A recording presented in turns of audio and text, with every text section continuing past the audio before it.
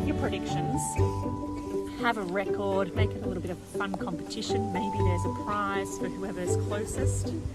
And then you want to empty out your buckets, but keep all of the soil from the spuds, because the spuds are really good at making a nice nutritious soil that you can then use back on the beds inside.